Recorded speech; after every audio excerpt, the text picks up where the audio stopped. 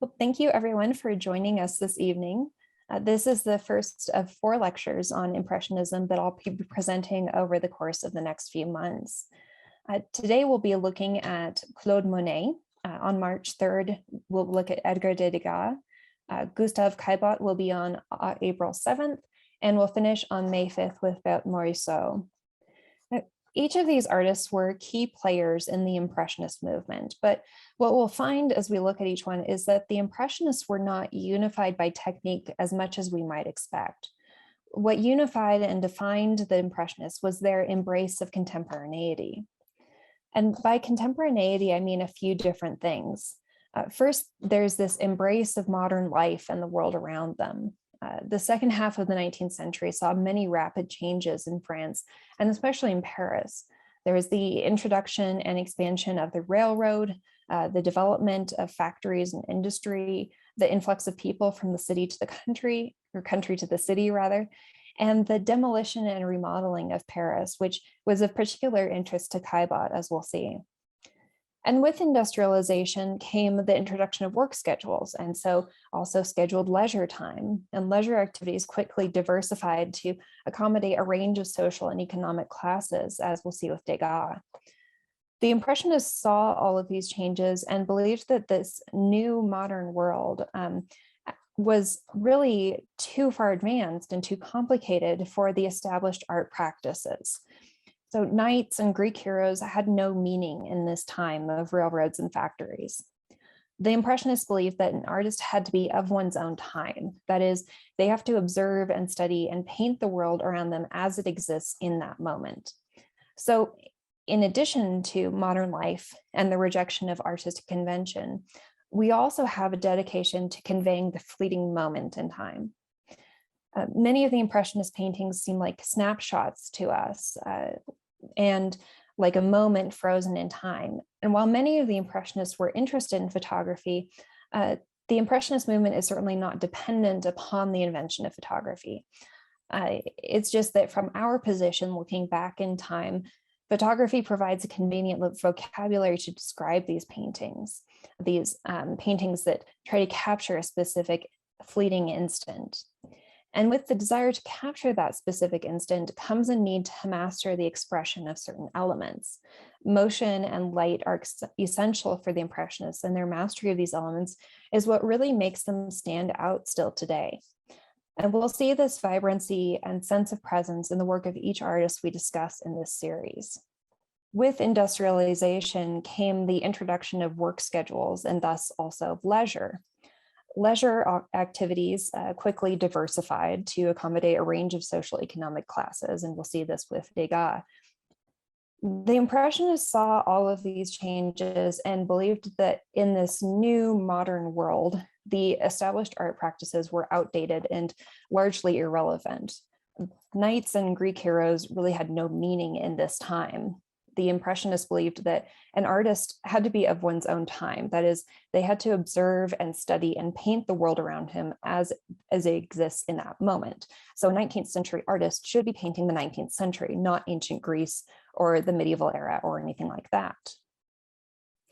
So in addition to the interest in modern life and the rejection of artistic convention, we also have a dedication in conveying the fleeting moment, time, the instant. And many of the Impressionist paintings seem like snapshots to us, like a moment frozen in time. And many of the Impressionists were interested in photography, especially Degas.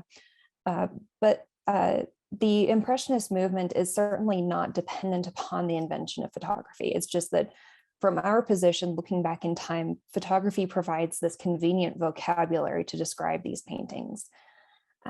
With the desire to capture a specific instant in time comes this need to master the expression of certain elements, like motion and light. And motion and light are really essential for the Impressionists, and their mastery of these elements is what really makes them stand out still today. We'll see this vibrancy and sense of presence in the work of each artist we discuss in this series. Now, over the long career of Claude Monet, he painted scenes of labor and leisure, middle-class private life, contemporary fashion, factories, railroads, bars, and city streets. But Monet was above all a landscapist. And as he went on, he turned increasingly towards nature, using landscape as a vehicle to explore light, color, and vision. Monet was one of the greatest painters of all time, certainly one of the greatest landscape painters, if not the greatest. He lived a very long life, dying in 1926 at the age of 86. And he was singularly focused on his art. That was his great passion. He didn't have any other hobbies until he became very wealthy at the end of his life and began building his garden. So he produced a really enormous amount of work. And this evening, we'll be looking at just a few of Monet's paintings, giving a broad view of the stylistic development of his art. Now, in titling this talk, Monet and Vision, I'm referencing a few different things. There's the Impressionist interest in looking at the modern world, Monet's interest in conveying how we see rather than what we see, his fascination with light, the exploration of different types of vision, and then his failing eyesight in later years. So to begin, Oscar Claude Monet was born to a middle-class family in Paris in 1840. His father was a grocer, and the family moved to the coast of Normandy when Monet was 4, to the port city of Le Havre. Now, Monet's mother died when he was 17, and his uncle died the next year, and so his now widowed maternal aunt became increasingly important to Monet. She didn't have any children, so he kind of became her son in a sense. And he and his father began to drift apart, and so she was really his anchor in the family. She encouraged his artistic talent. She was an amateur artist herself, and she supported him financially for quite a while, and they stayed in close touch throughout her life. When he was young, Monet was apparently not very interested in school because he spent most of his time drawing caricatures of his teachers and celebrities. He got very good at this, as you can see here, and ended up making a decent amount of money at it. The caricatures also caught the attention of the painter Eugène Boudin, who encouraged the young Monet to pursue a career in art. Boudin specialized in scenes of the popular beaches and fishing villages on the Norman coast. His customers were primarily tourists who were visiting the sea seaside resorts. And so his paintings were reasonably small so that they could be affordable, and so they could also hang in a middle-class home. And this casual subject matter and primarily middle-class customer base meant that Boudin could also exercise a fairly loose, fluid style of paint handling. So as you can see in this detail here, the figures don't have any features. The ribbons and sashes are blowing in the wind, suggested just by swaths of paint. And there's a freshness about the whole image that makes it lively while being still controlled. At first, Monet was not interested in landscapes. He was very ambitious and they probably seemed boring and stuffy, but he was won over by Boudin and went to Paris to study art. Boudin was one of a handful of artists who painted outdoors or en plein air. Now, this seems perfectly normal to us today. We see people painting outdoors all the time. But prior to the 1830s, artists would go on sketching expeditions outdoors, but they wouldn't usually take their canvases and oil paints along. The idea was to make studies of trees or vistas in dry media or watercolor, and then bring them back to the studio where they would serve as reference for the formal painting. This wasn't the case, however, for Boudin and a group of painters based in the Paris suburb of Barbizon.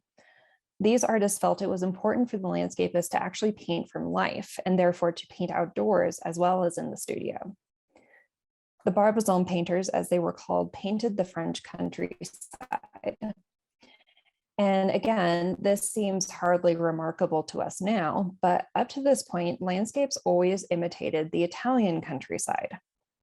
The argument was that the Italian Renaissance painters were the greatest artists ever, and so all artists should imitate them by depicting Italian landscapes, or at least what seemed Italian. The idea that France might be worth painting hardly crossed the mind of any serious artist up to this point. And the Barbizon painters received harsh criticism for this. And although they began working around 1830, it wasn't really until the early 1860s, when Monet was setting off on his career, that the Barbizon painters were accepted critically, officially, and commercially. Now, once he got to Paris, Monet quickly became the pillar of a group of artists who admired the Barbizon painters and their rebellion against convention. He met the future Impressionists Alfred Sisley, Frédéric Bazzi, Camille Pissarro, and Pierre-Auguste Renoir in Paris, where they were students in the same studio. Monet and Renoir would especially become very good lifelong friends, and they often painted the same scene side by side. Monet was ambitious and very confident. He was regarded as sort of the pillar of the group. And one of his early projects was this painting of women in a garden. The scene is challenging because it demands a convincing depiction of shifting light and shadow and the situation of multiple figures within the space. It's also a very large painting. It's over 8 by 7 feet. This is not a size that one would suggest for a painter just starting out, but Monet went for it. He completed the painting in 1866 and submitted it to the Salon, which was the public art exhibition in Europe. The Salon was run by the official semi-governmental Académie des Beaux-Arts, or the Academy of Fine Arts. And the Académie des Beaux-Arts, if you were here for my Van Gogh talk, you will remember, essentially controlled the production of art in France. Artists, critics, and viewers had long complained for decades that the Académie and the Salon jury were too conservative, and they prevented the development of art and the success of young artists because of their old-fashioned standards. So this, for example, is another painting that was painted just a year earlier and which was accepted by the Salon jury. It's a painting by the artist Victor Ranvier depicting the childhood of Bacchus, the Roman god of wine. Now, granted, Ranvier's painting is very conservative, almost retard-a-terre at this date, but it was nonetheless accepted. And it's clear what is happening here.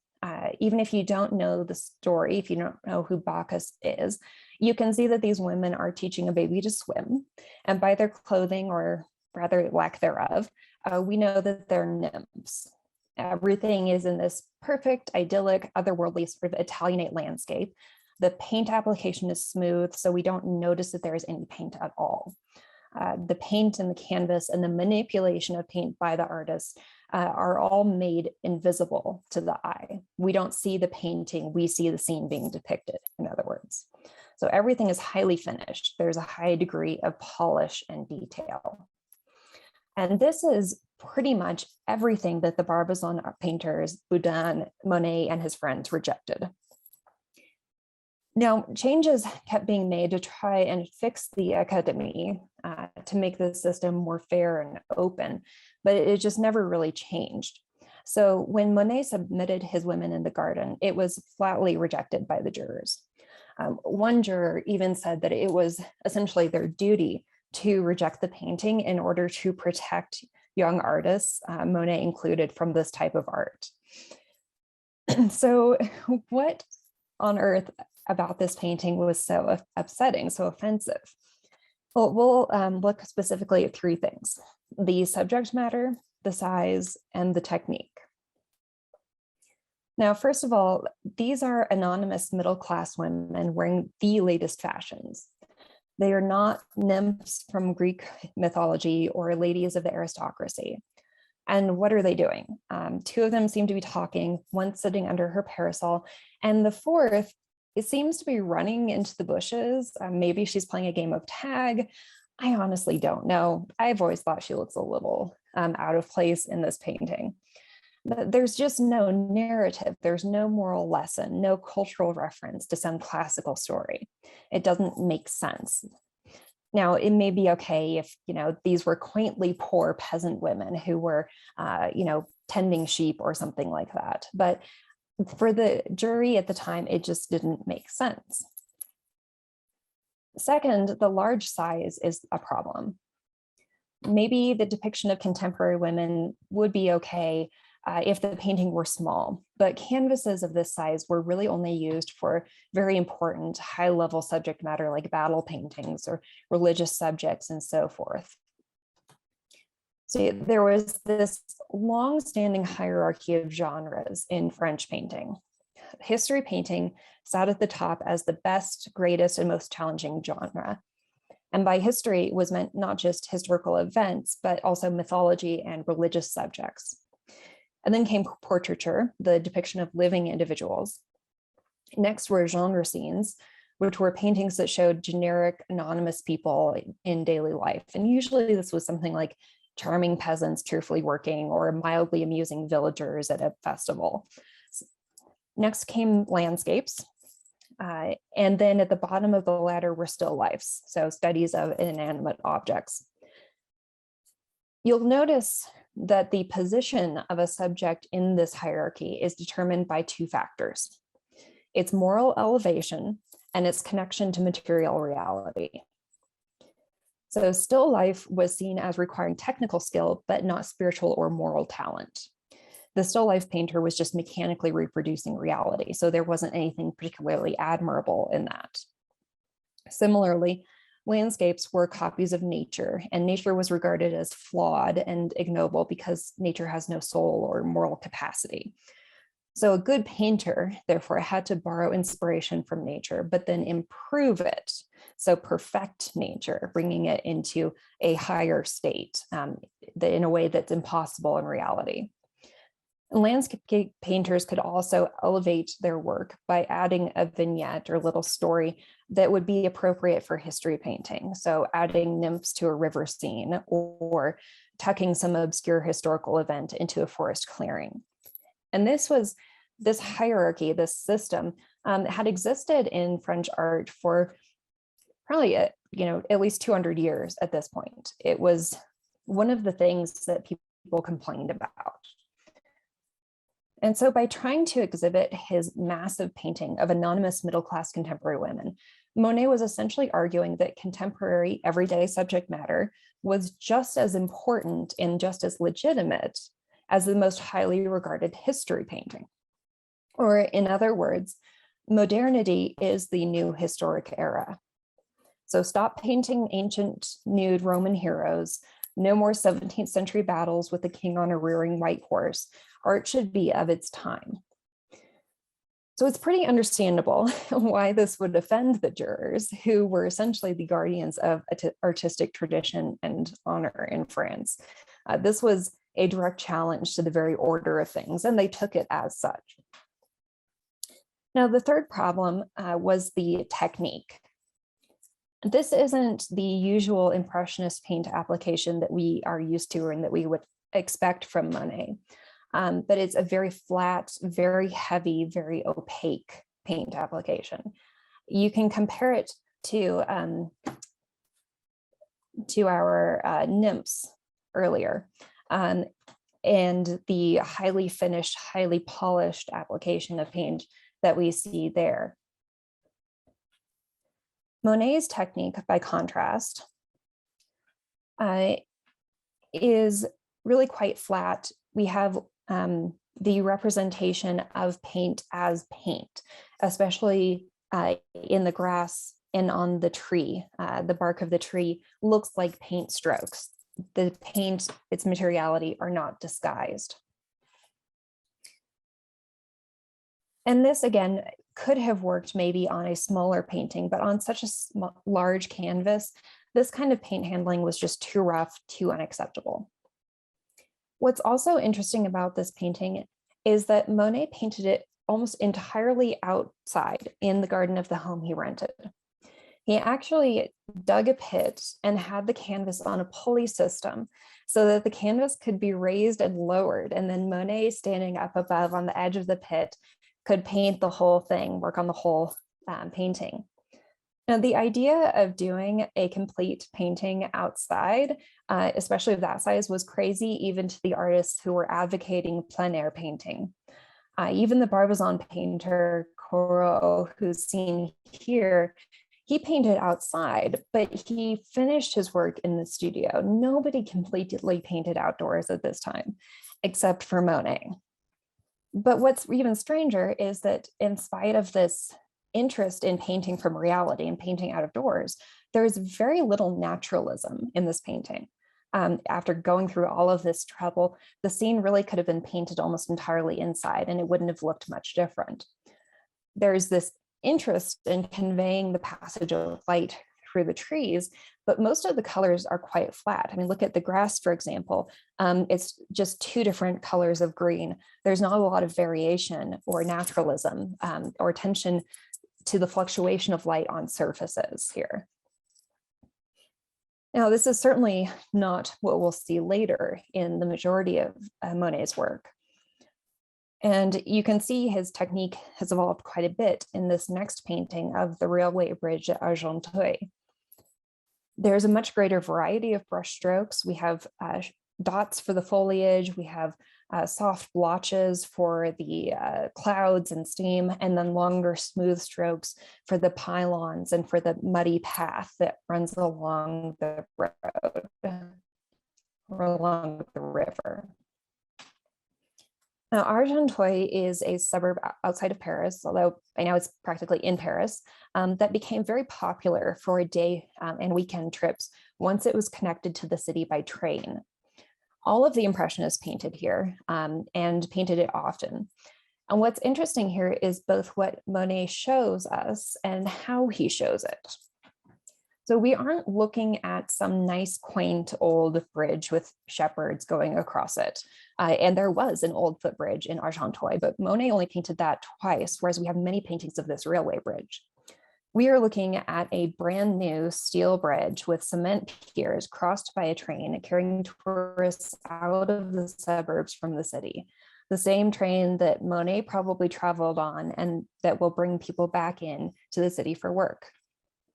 On the river are a couple of small sailboats, and these are leisure craft. They're not fishing boats or commercial freighters. They're here for recreation.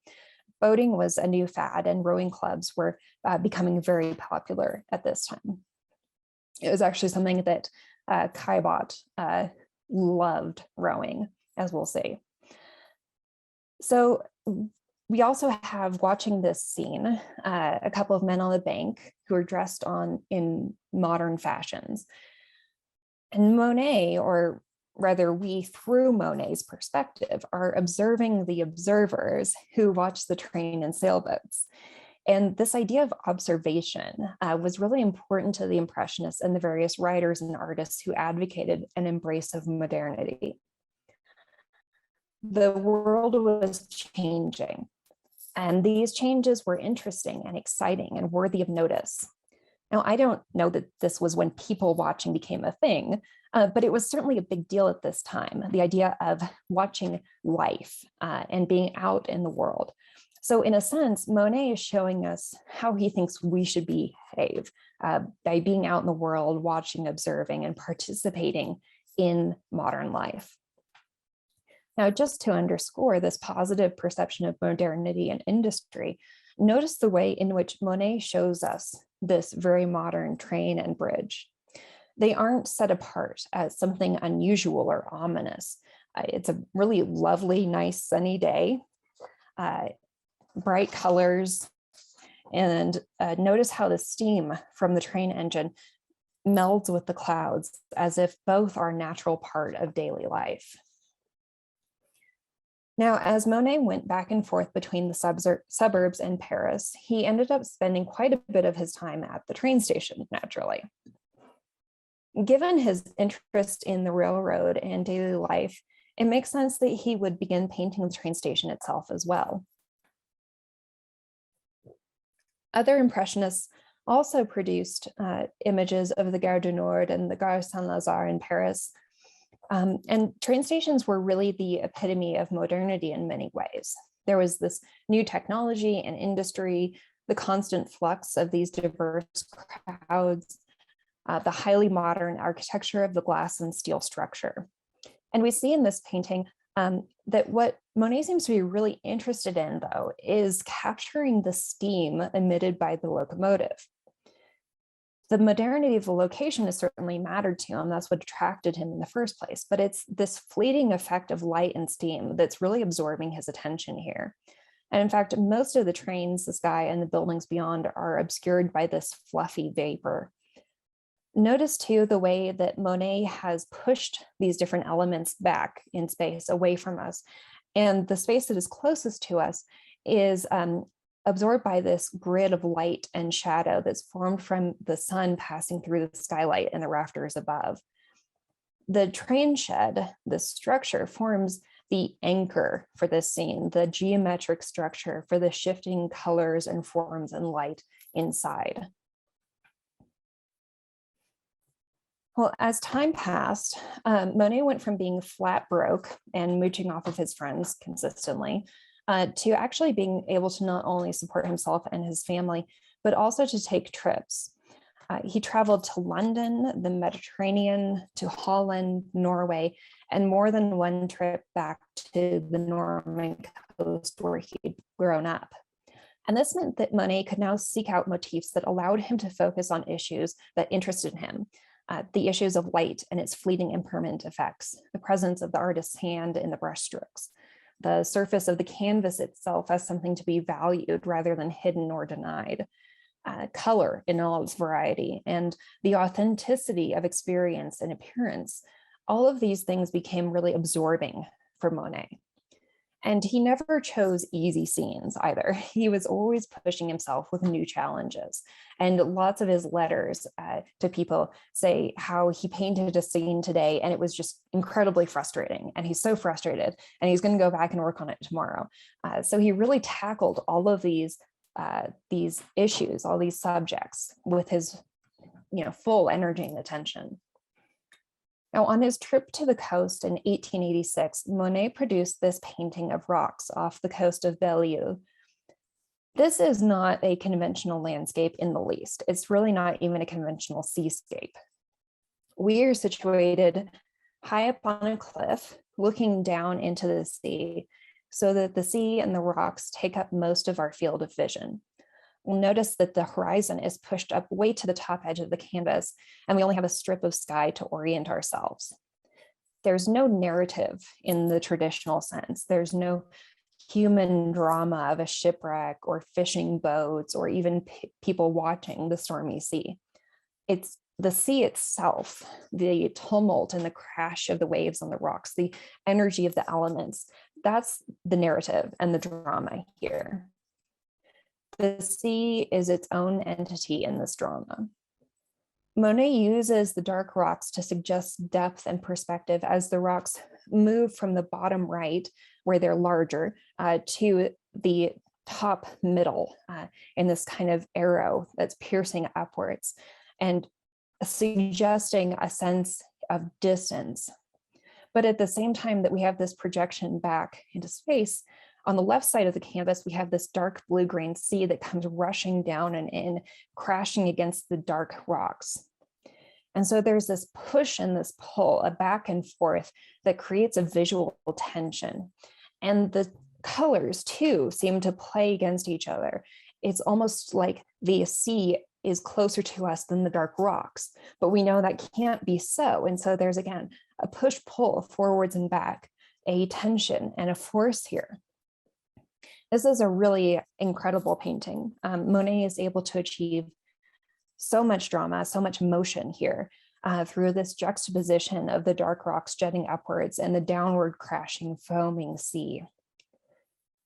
Water is, in many ways, similar to light, if you think about it.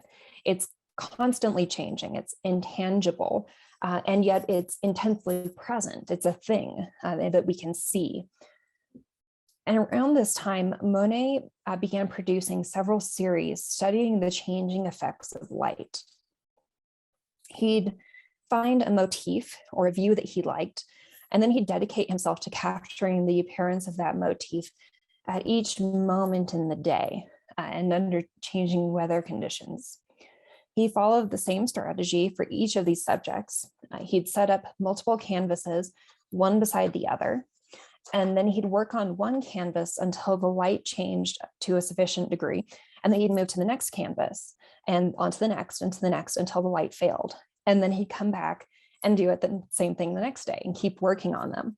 So it took quite a while to complete one single canvas because there was only a small portion of time each day that could be considered working time, workable time before the light shifted. And then if he started when the weather was sunny and then the next day it was rainy, he might start a new canvas that showed the cloudy, rainy weather conditions, but he never worked indoors, and he would never work on a sunny day picture during a rainy day. In 1892 and 93, Monet tackled the way that light interacts with the heavily carved stone surface of the Gothic cathedral at Rouen. Now, these are just a few of the studies in this series. There are quite a few more. But what's really fascinating about these images is that Monet is not showing us the cathedral facade. He's showing us light. So we have the cathedral facade in different light effects, the morning effects, morning sun, gray weather, full sun.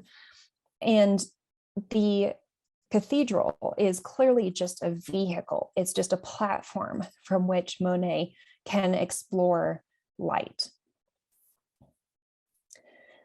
We can only perceive light if it has something to bounce off of and into our eye. That's how vision works. And it's clear not only from the way in which Monet produced these series, but from the individual paintings themselves, that light and color and the effects of light, the perception of light, those are the true subjects here. And this is a gigantic, heavy stone cathedral, but it's pierced through with light like a sponge, like a radiant, porous substance. Not only do we see the shifting of light from one canvas to the other, but we also have this variation within the same image. So in the painting on the left, for example, we have the tower just kind of swathed and almost rendered invisible by this cool mist that seems to dissolve the very stones of the tower. But then as we go towards the ground, to the lower right, the shadows become deeper, bluer, and we have this shifting, this passage, this transition within the same structure even. Notice too, the birds that are flying around the top of the tower on the left, these little blue dots as the birds, are flying out in the morning. And it's such a lovely touch, a little indication that we're looking at a fleeting moment. It's this moment, this light will just flit away as quickly as a bird in flight. In the final decades of his life, Monet was an established, respected artist who was able to ask high prices for his paintings and usually receive the price he asked. Many artists, we kind of think of this idea of the artist as being misunderstood during his own lifetime and not receiving fame until later. And this was not the case for Monet. He actually enjoyed success during the latter part of his life. His friends were prominent artists, writers, and politicians, and Monet poured his resources at this time into the creation of an increasingly elaborate garden at his home in Giverny, which is some distance away from Paris, and like Argentoi, was located on the Seine River. Basically, Monet, having grown up in Le Havre, was never a city person, unlike the other Impressionists. And so throughout his life, he'd settle in the suburbs outside Paris. And as the suburbs became more and more popular, he'd move farther and farther out. Well, today, the house and gardens at Giverny are open to the public, and they're absolutely stunning. You can go any time of year, and they're just incredible. Monet created these gardens, though, not just for the joy of gardening, but in order to provide himself with motifs to paint.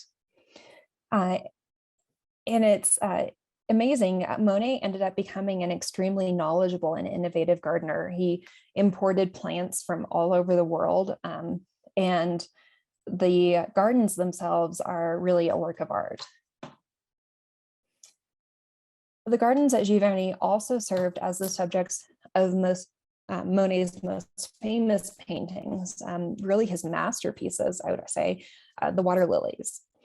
Monet called these his decorations and spent the last 27 years of his life almost exclusively dedicated to the water lily paintings. They were his obsession, his frustration, and ultimately his triumph. Well, why are these paintings so remarkable? Well, for one, it's pretty incredible that Monet developed all of these gardens specifically so that he could paint them. That's how dedicated he was to painting what he saw, not what he knew. And so rather than just painting a scene he wanted to paint, he created it so that he could paint it. He never painted objects or places, however, he always painted perception. And that's why it was so essential for him to actually see what he was painting. The water lilies themselves were really not his true subject. Again, Monet was painting his vision, his experience of the water lilies. The water lily paintings also became extremely important symbolically for both Monet and for France. Up to this point, I've left out almost all of Monet's biographical details, but the water lilies are so interwoven with the time in which they were created that we can't really discuss them in isolation. Monet's stepdaughter, Suzanne, died suddenly in February 1899, and it's that summer that Monet begins the water lily paintings. The next year, 1900, Monet was actually in an accident and temporarily loses his sight for a month until he's able to recover and return to painting. In 1903, his longtime friend and fellow impressionist Camille Pissarro dies, and then another friend, Paul Cézanne, dies in 1906. In 1908, Monet begins noticing that his eyesight is declining. During this time, his second wife, Alice, has also been suffering from some kind of chronic illness, and she ends up dying in 1911. In 1914, France enters the First World War, and his oldest son, Jean, also dies, not in the war, but from an illness. The war would absolutely devastate Europe, of course, and Monet's other living son and all of his son-in-laws go to the front. After 4 years, armistice is declared, but his best friend, since his first days in Paris, Auguste Renoir, dies the next year. And then in 1919, Renoir dies in 1919. And this whole time, Monet's eyesight has been getting worse and worse due to the gray cataracts in both eyes, which makes it more and more difficult to paint. Another impressionist, Mary Cassatt, had cataract surgery, but it was not successful. And so Monet was just terrified of having an operation. He put it off as long as he possibly could, but he would actually paint. He could paint enough or see enough to paint, but he would put the same colors in the same place on his palette so that he would just memorize where the colors were located and then paint essentially blind. And so we get images like this painting on the right of a weeping willow. Now, Monet finally gave in and had 2 surgeries on his eyes in 1923. And on the left, you can see a photo of Monet with the glasses on to protect his eyes as they're healing. Monet was a terrible convalescent. He was extremely impatient his whole life, and he couldn't stand sitting still and not painting. When his sight does return after his eyes have healed enough, he complains that nothing looks right, and he's very upset. Finally, after trying various types of glasses, they managed to get his vision back, but it only lasts for a couple of years. In the summer of 1926, Monet is practically blind. He becomes increasingly weak and finally dies on December 6th of 1926. So in sum, the water lily paintings were created during a long period of deep personal loss, of national and international stress and sorrow, and this artistically, physically, and existentially devastating loss of Monet's eyesight. The water lily paintings were Monet's anchor during this time. They were a way for him to find solace and meaning. He tells people in his letters that it's the only way he can cope with everything is to return to his water lilies, to return to his painting. And they're also a way to confront and work through the grief and frustration of everything that's happening. He again records being very frustrated, being very annoyed with the different things he was trying to achieve. He was trying to capture so many different effects, and he never was entirely satisfied with them. So from an artistic perspective, the water lilies are just absolutely masterful. They are really the culmination of Monet's development as an artist and as a visionary. That is, as someone who dedicated their life and their career to exploring and capturing vision. Now, obviously, after working for 27 years, there are many, many paintings of the water lilies and gardens, but we'll look at those now housed in the Musée de l'Orangerie in Paris. These paintings, or rather these panels, excuse me, were conceived as a series, and Monet created them as a gift to the French state in celebration of the armistice and the end of World War I, and in honor of the national suffering that had been endured during that time. So we are placed on an island, essentially, and surrounded by the pond, its surface dotted with water lilies, and its edges framed by willows. These are just three of the sort of sections of this cycle. And unfortunately, they're so big that it's hard to give you a real sense of them without zooming out quite a bit. But remember that each of these panels is really probably, they're over the height of a person. And so they are meant to be overwhelming. And each of the panels depicts not only a different sort of view in the garden or of the pond, but there are also different times of day. And so there's a morning portion and an evening light portion. And we see the sky through its changing phases of the morning, noon, afternoon, and evening, but we only experience them through the sky's reflection on the water, so that the sky and the water are one, unified. It's hard to see where the reflected sky ends and where the water's surface begins, because the water's surface is the sky. And then are the plants and the trees that we see actually the plants and trees themselves, or are they the reflected image of those plants and trees on the water? Every element, water, air, earth, becomes unified thanks to the water's surface. The water is really a canvas on which nature paints itself. But then we can also take another step back, because what we are seeing is not really the reflection at all, of course, but Monet's representation of his perception of the reflection.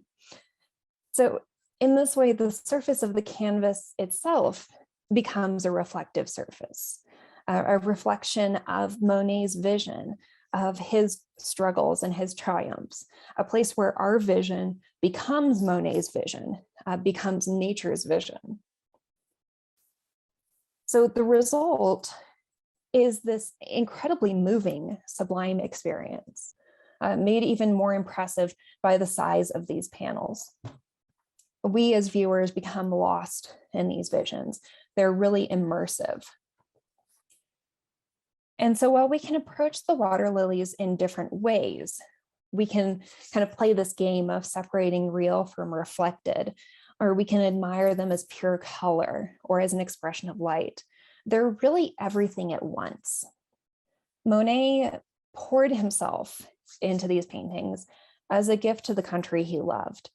And they are, in my opinion, a truly worthy legacy of a master artist. Thank you. I'm happy to take whatever questions you might have. So if you have any questions, you could type them into the chat. I think both Emma and I will see the chat. Yep, And I can see it. if you also want to raise your hand and unmute yourself, we can do it that way too. So if you want to raise your hand, it's in the reactions tab. There's a little raise hand button, it looks like. Any comments or questions?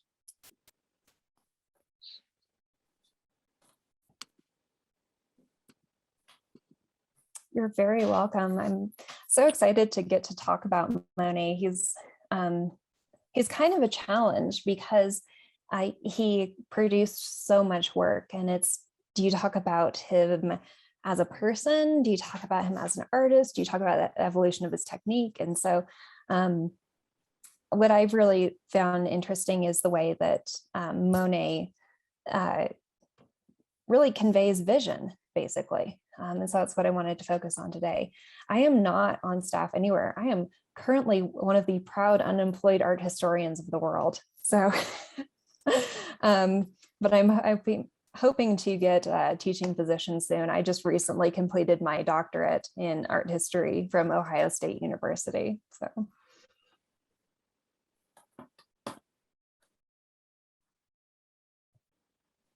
Please comment. Cleveland Museum of Art has a study of the cathedral at Rouen and a panel of water lilies. Please comment on how popular / common these works of art appear in museums. That's a great comment. So one of the things that's so interesting about the Impressionists is that the French were really slow to appreciate them. And interestingly, for whatever reason, American collectors were really on top of it. And so you find a lot of Impressionist art, French Impressionist art in American collections. And it's funny too, because I think at this point, there's a little bit of annoyance, perhaps on the part of the French, that so many of these paintings are in American collections, but it's like, sorry guys, we were just on the ball faster than you were. But it's lovely because Monet's productivity, his obsession with working through these different themes and these different motifs means that you can go and see water lilies in Cleveland or in Fort Worth, Texas. The picture behind me is several panels from the Museum of Modern Art in New York.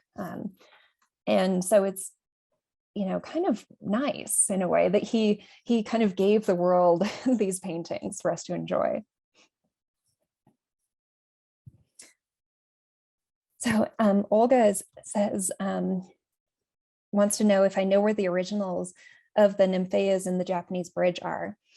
So the Japanese bridge in Monet's garden at Giverny, he was a motif that he painted over and over again, kind of like the haystacks and the poplars. And so there are multiple originals.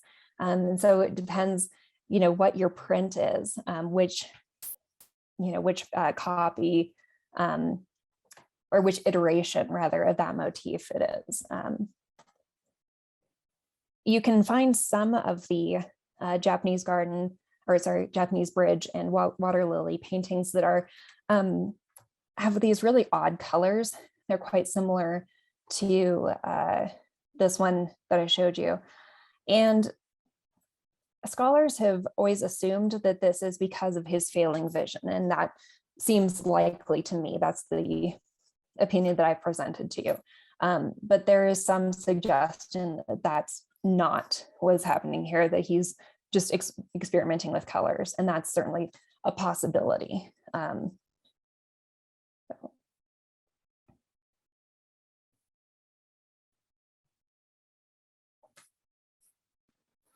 Anyone else have any questions, comments, concerns?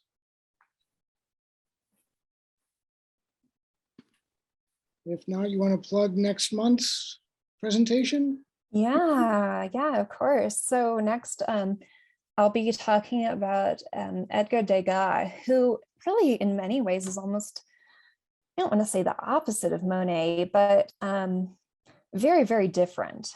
And the two actually had a falling out partway through, their careers. Degas is a really incredible draftsman, drawer, and he is interested in completely different things than Monet. As Monet loved the landscape, loved the country, Degas, as we'll see, ends up showing us all of these aspects of modern Paris that today, seem quite lovely and benign to us. And it turns out that there was kind of seedy underbelly to 19th century Paris that Degas shows us. So with that, little apple to tempt you, tune in next month to learn more.